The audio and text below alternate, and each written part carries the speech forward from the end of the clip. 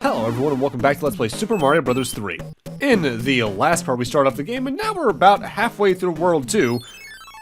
And now it's time for 2-4. 2-4 is a level you can do in two completely different ways.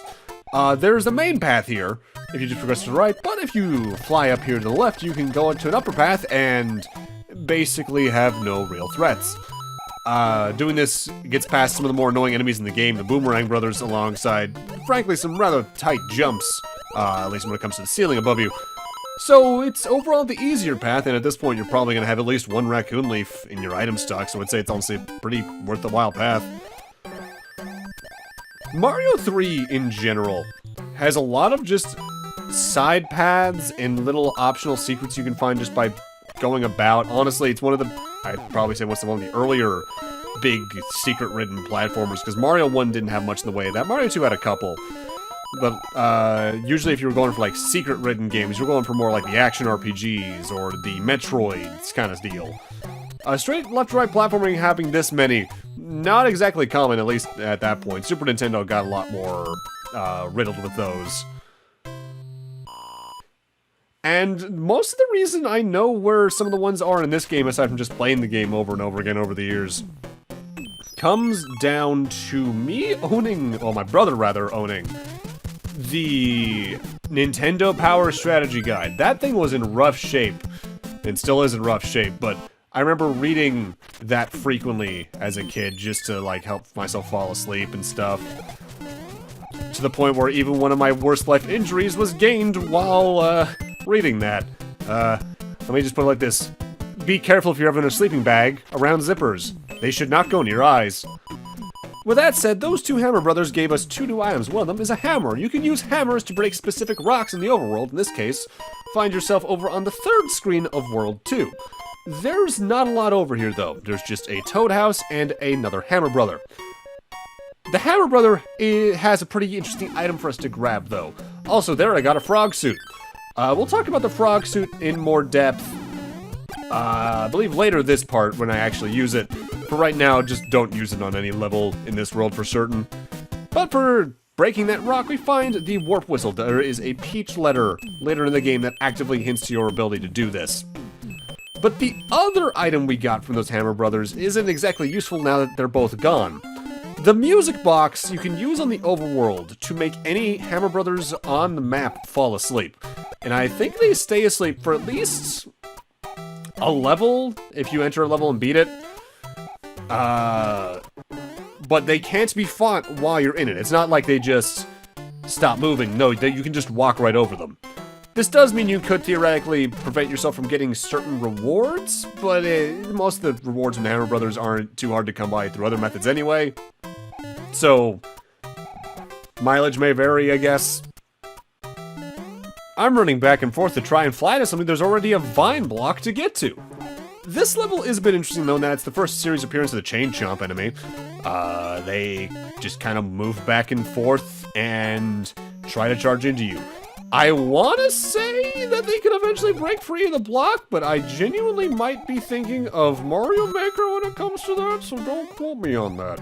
You see enough and play enough Mario Maker, you get to a point of just going, is that in the original or was that just for that? And even though I've definitely played less Mario Maker than I have Mario 3, I've watched a lot more Mario Maker than I have watched Mario 3. Because we're coming up on like 6 years, I think, since the first one's released, so there's a lot of levels there. Definitely a lot more out there levels than what Mario 3 itself can do, even with its own mechanics. But yeah, I was trying to fly just to get to this little secret room with some coins. The main reason I go for these types of rooms is mostly to dodge parts of the level, even though a lot of the levels you can dodge parts of aren't even really that troublesome. But it does also allow us to get up here, which, again, you can get up here by flying. But it's also, again, pretty short level. We are coming up with one of the more unique levels in the game for a specific reason.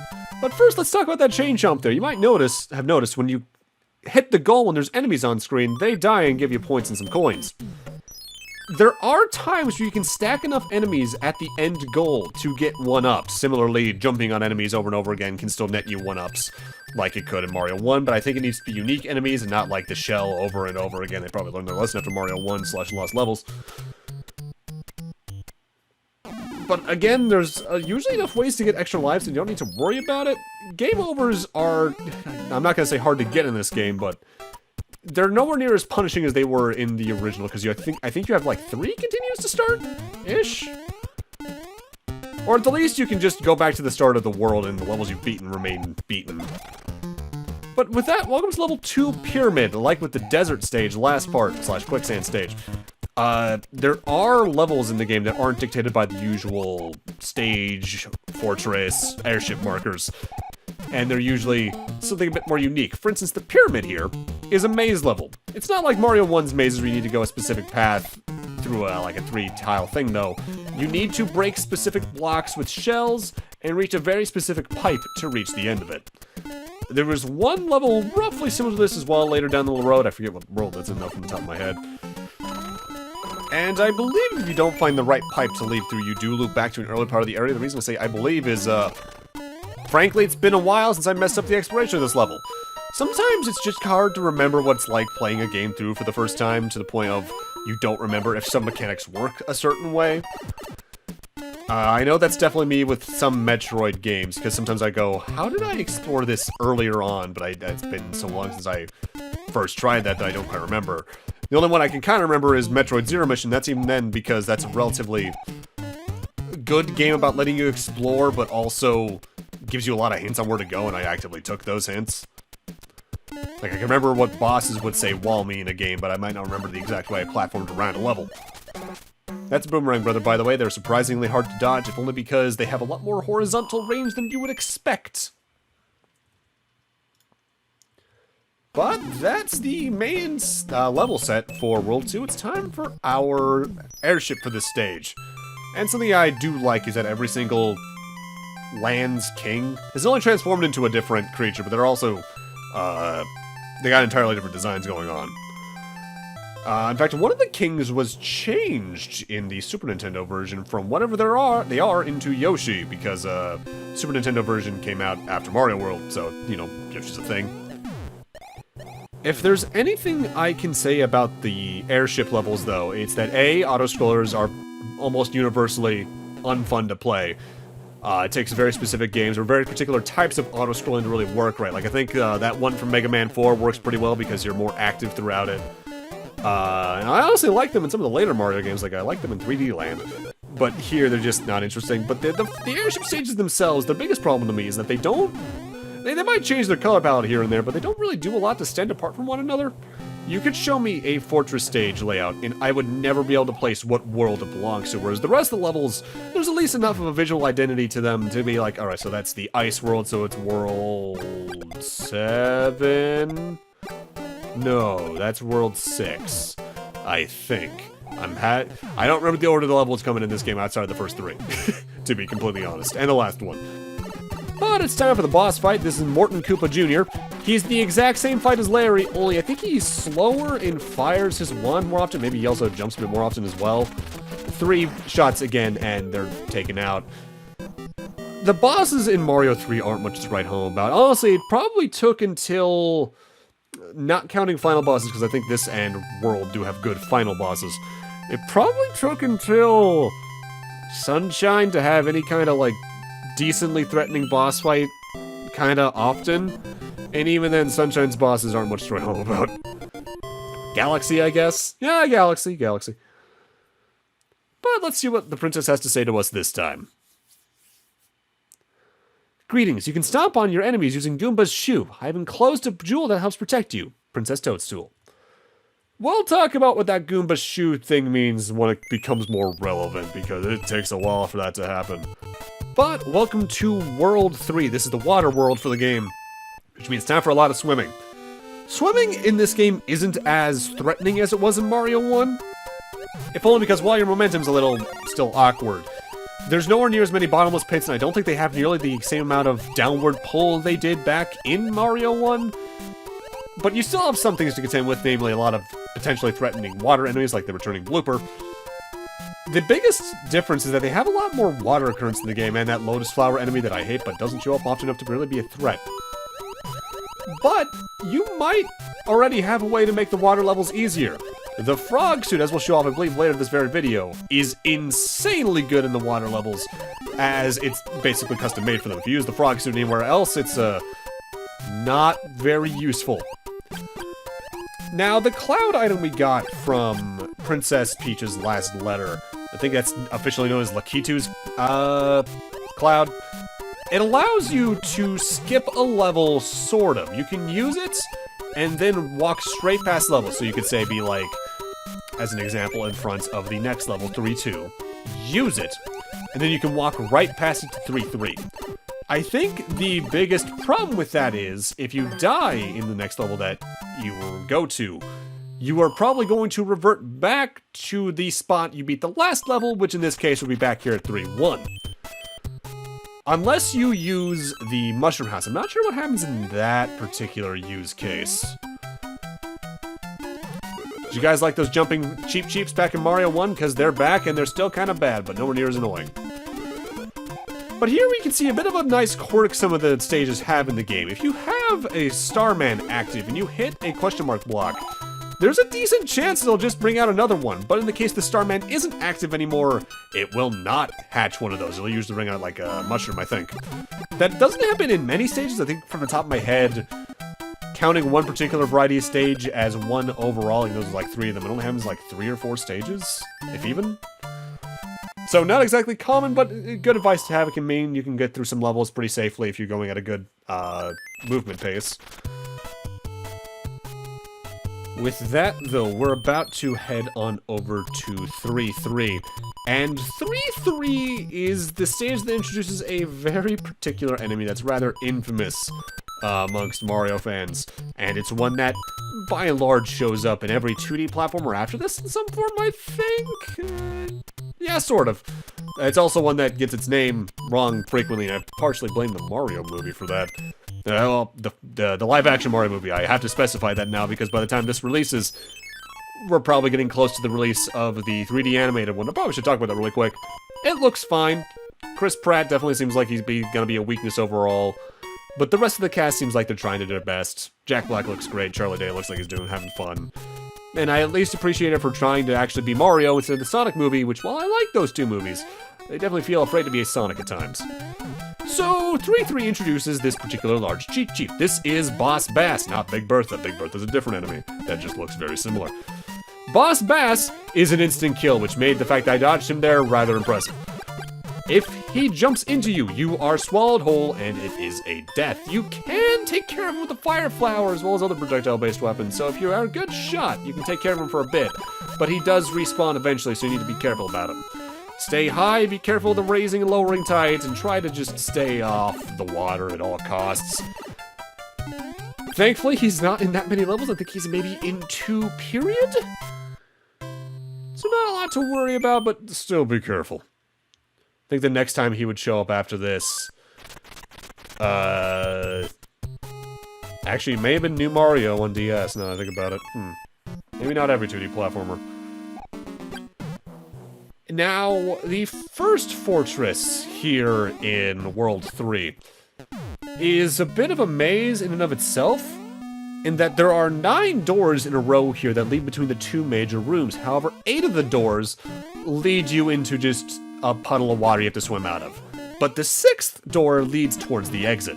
I will always have that memorized, if only because of the old AVGN video from eons past.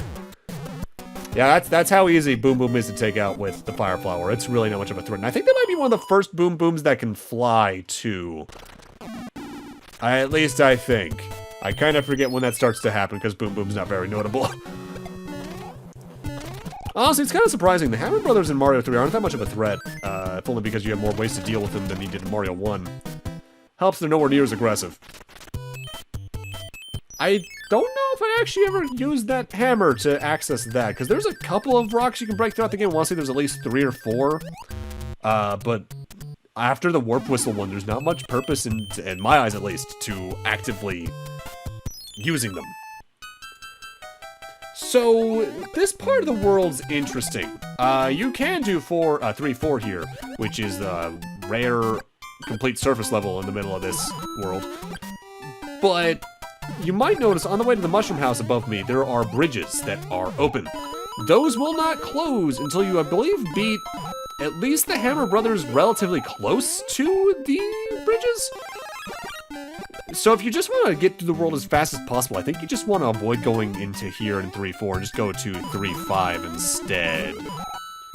At least I think. Maybe they just alternate. I can never quite remember. Also, this is this game's first appearance of Lakitu. Flies left and right, tries to be annoying, and throws a lot of spinies at you. But they're the best way to live grind in a level where they exist, because you can just let them throw a bunch of the spinies onto the ground, and then hit the goal to make them all perish instantly, and you can get some 1-ups doing that. So this is the frog suit. It's very slow at hopping on the ground, but underwater you can mash the A button more than you can normally while swimming, and you have full 4-way control. It is the best way to traverse underwater levels. The biggest problem with the frog suit is that it's also extraordinarily rare. There's only a couple of them naturally throughout the game, and the ones that you get from toad houses are few and far between because they're just completely random. The toad houses, by the way, the moment you enter them is not when their item is decided. The item is decided the moment you open the chest.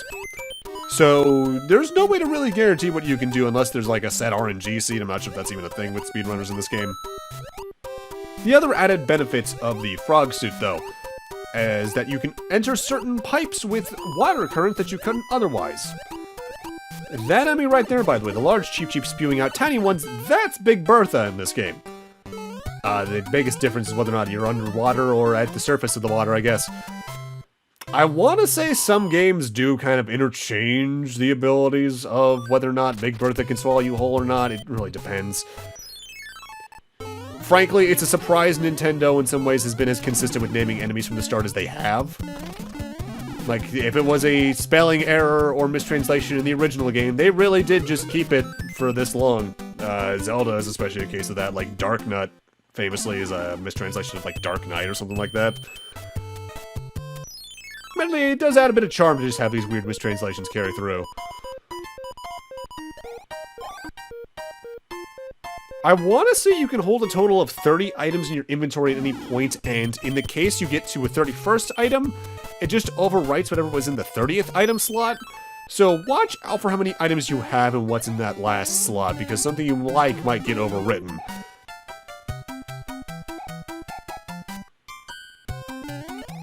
Ah, the age-old classic. Auto-scrolling level, dance to the music. If it's not ducking in Sonic or firing in Mega Man, it's doing shit like this in Mario. Now, something I don't show off in this world overall is if you use a hammer to break a rock later on in the world than the first one was, you can get on this canoe, and the canoe goes like 2 screens east, and I don't know how I didn't get hit there. It brings you to 2 small islands. One of them has 2 spade panel plays on it, and the other has a toad house on it, I believe. So if you want to get more items, you can do that. The main reason I didn't show it off is I'm gonna get more than enough items later in the game anyway. It's not like it's a unique toad house that has like a warp whistle or an anchor in it. It's just a standard toad house from memory.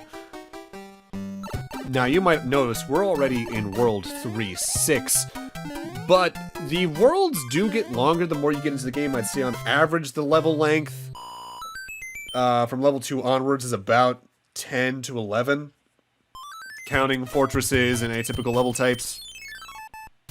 So get used to some longer levels, even if you can manage to skip some of the levels by going in certain orders or going through certain paths. In fact, at this point, I could theoretically already go to the final world. Because I have all 3 warp whistles, you can do some fun stuff.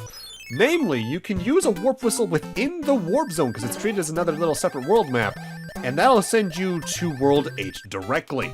In fact, that's what the speedrun does as soon as the first world's fortress. Which means, I think, what is the world record at for this game at the moment? I actually don't remember. Mario 3 speedrun. I want to say it's like 15-ish minutes.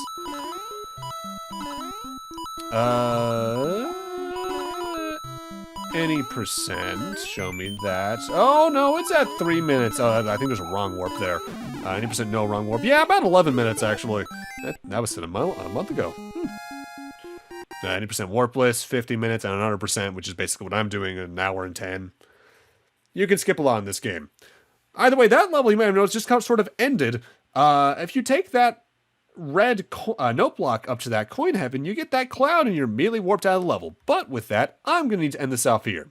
Thank you guys for watching, and in parts 3, we're finishing off World 3 and heading into World 4. See you guys then.